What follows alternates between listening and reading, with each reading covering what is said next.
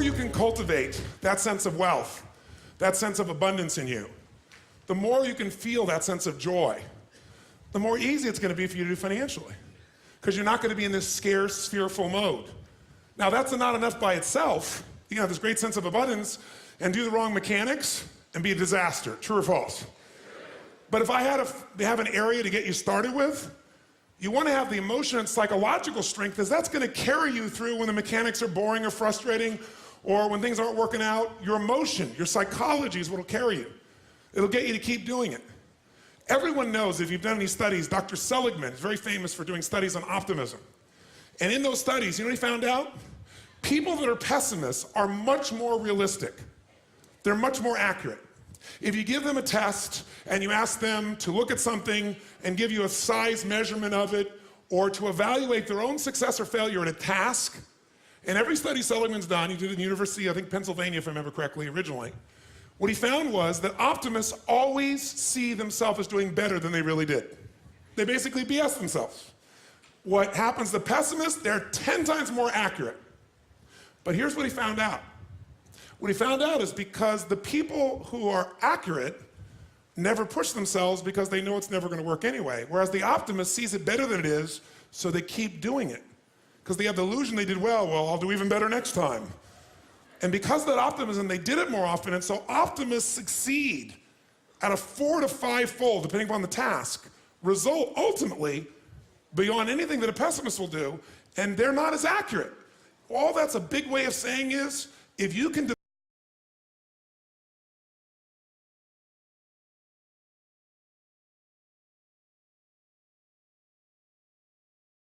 to you.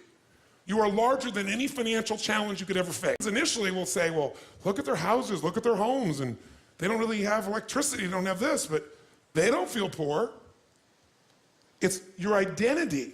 The way you define the wealth determines whether you're wealthy or not. So are there enough things for you, knowing that 2/3 of the planet lives on $2 a day, that you could get yourself to really feel grateful, yes or no? Yes.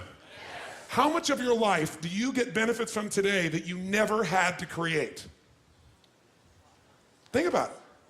Like I said, the roads you ride on, the library, the books you didn't have to write, right? The internet that you can access in seconds and get answers to just about anything. The people in your life that you didn't have to raise, but are there for you. Think about all the different aspects of your life. If you want to be wealthy, all you have to do is associate. So before we do the financial part, because financial independence is different than wealth. Wealth is that state of mind. Financial independence is being in that position where you don't ever have to work again. That if you work, you do it because you really want to. Now, I'll give you a clue. If you get financially independent and you don't work, you'll be miserable. I can't tell you how many friends I have that sold their company, made $50 million. One man made almost $1 billion and was really excited for a while. But after a while, it was like bored.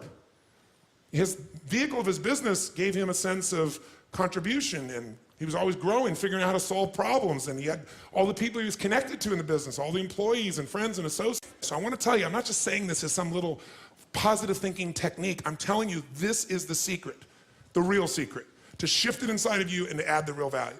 Most people are trying to pursue something in the future that they already have. I want you to think of what it is you think you want that will make you wealthy or financially free. By defining the game in a winnable way.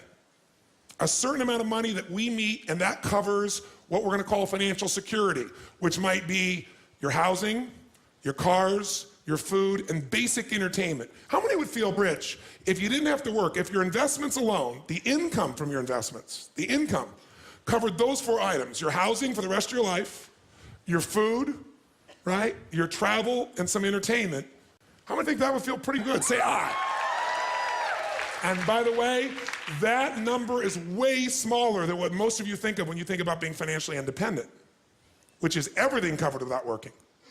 So why not get the first one down pat? And you're going to know exactly what that number is for you and what it's going to take for that number where you don't have to work to meet it. Then we can look at financial independence, where you don't have to work and everything is covered. Then we go to financial freedom. You don't have to work and everything you can think of is covered.